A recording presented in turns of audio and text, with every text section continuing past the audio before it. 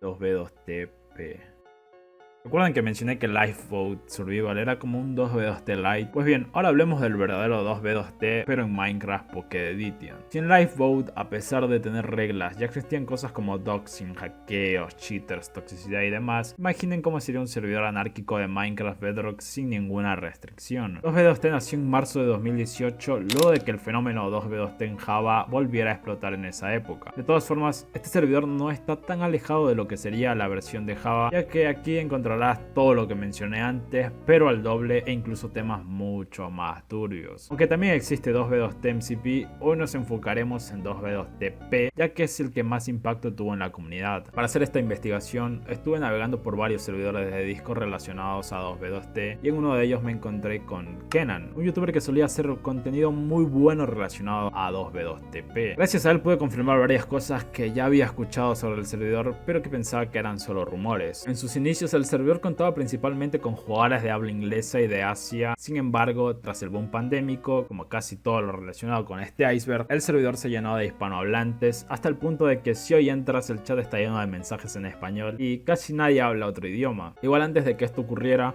hubo un tiempo en el que los pocos hispanohablantes que había debieron adaptarse para no ser eliminados del servidor y sobrevivir hasta la llegada masiva de hispanos. Probablemente en este periodo, al igual que en 2B2T original, algunos sufrieron racismo, comentarios despectivos, xenofobia y demás, porque recordemos que estos servidores se componen de clanes y en la competitividad siempre surgen este tipo de situaciones, especialmente en un servidor sin reglas. Si quieren más detalles sobre la historia del servidor, aquí les dejo la timeline, que por cierto no está actualizada, del servidor de 2B2T. Si quieren profundizar más, pueden visitar el museo de 2B2T, donde la verdad se pueden encontrar todo tipo de cosas relacionadas, y cuando digo todo, es todo. En este servidor hay historia de clanes, nombre de clanes antiguos, jugadores relevantes, una línea de tiempo más detallada con comentarios de jugadores desde 2018 hasta la actualidad, ubicaciones dentro de 2B2TP, anécdotas y demás. Pero lo peor que encontré en este servidor fueron comentarios sobre la venta de kits. Verán, aquí las estafas son muy comunes y generalmente se hacen a cambio de dinero real. Yo te doy dinero y tú me das un kit o algún ítem del servidor.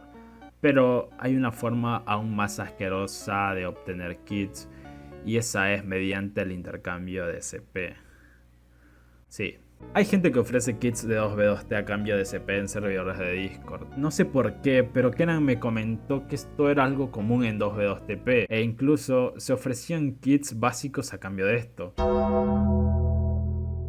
Ha habido servidores que sí han baneado de por vida a estas personas, pero lamentablemente este tipo de situaciones han ocurrido y tal vez aún sigan sucediendo. No quiero imaginar qué sigue después de esto. Este tema es extremadamente asqueroso y preocupante, si bien la historia de 2B2T puede parecer fascinante por su caos y su anarquía, pero el hecho de que se hagan prácticas como el intercambio de CP a cambio de kits muestra el lado más sombrío de la comunidad. Lo que debería ser un lugar para entretenerte y para la competencia de clanes se convierte en un caldo de cultivo para pedófilos. Lo más indignante es que estos intercambios no solo se tratan de objetos virtuales, sino que involucra algo tan repulsivo y asqueroso como el abuso infantil. Claramente esto refleja una falta de ética y responsabilidad muy grave. Aunque algunos servidores intentan erradicar estas situaciones, el simple hecho de que sucedan en primer lugar es una muestra clara de la descomposición que puede tener una persona y un servidor sin reglas. Lamentablemente, y aunque arruine la imagen de 2B2TP, el servidor no puede hacer nada en contra de esto, ya que son cosas que suceden en un entorno externo como lo es Discord, y quienes deberían tener más control de esto debería ser Discord mismo.